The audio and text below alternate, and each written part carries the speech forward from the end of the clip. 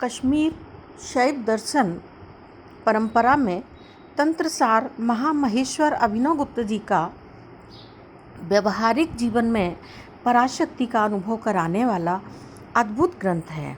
इसका मुख्य उद्देश्य है कि मनुष्य किसी भी अवस्था में रहकर आत्म साक्षात्कार सहज रूप में कर सकता है। आइए देखते हैं तंत्रसार का तृतीय आहनिक। तंत्रसार तृतीय आहनिक में श्रीमद् अभिनवगुप्त जी ने शांभोपाय की चर्चा की है, जो गुरु कृपा से यहाँ प्रस्तुत है। शांभोपाय पराशर दर्शन आध्यात्मिक साधना के 4 उपायों में से दूसरा उपाय है। इसे इच्छोपाय भी कहते हैं। इच्छा शक्ति प्रधान ज्ञान ही शांभो ज्ञान है और उसकी प्राप्ति का उपाय शांभोपाय है। यह उन व्यक्तियों को दिया जाता है जिनकी इच्छा शक्ति प्रबल है तथा जो व्यक्ति सीधे शिव के प्रकाश मंडल में नहीं पहुंच सकते। शांभोपाय में गुरु साधक को उपदेश देता है कि शिव की जो स्वतंत्र शक्ति है, जो पराशक्ति है, चित शक्ति है, उस शक्ति के आश्रय से शिवत्व की प्राप्ति संभव है। गुरुदेव शिष्य से कहते हैं कि देखो, शिव स्वरूप बोध गगन में ये विश्व का स्वरूप प्रतिबिंबित है, इसे जानो।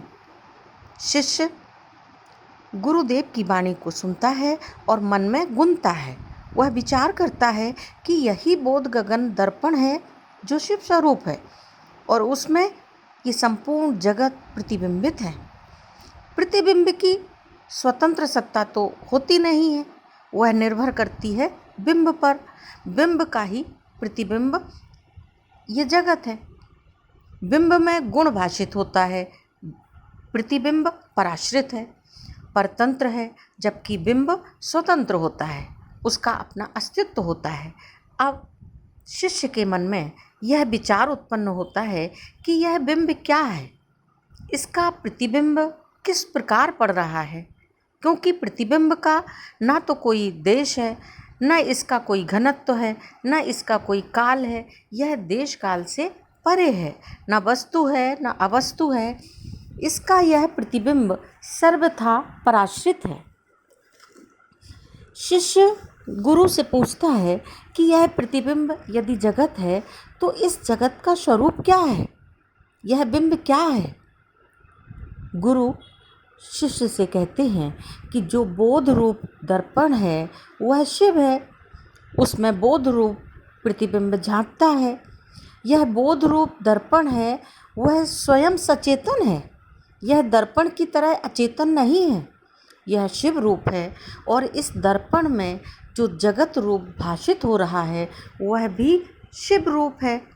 यह शिव की स्वतंत्र शक्ति है जो अपने विश्व रूपों को विविध रूपों में अपने ही बनाए हुए इस बोध स्वरूप से भाषित है।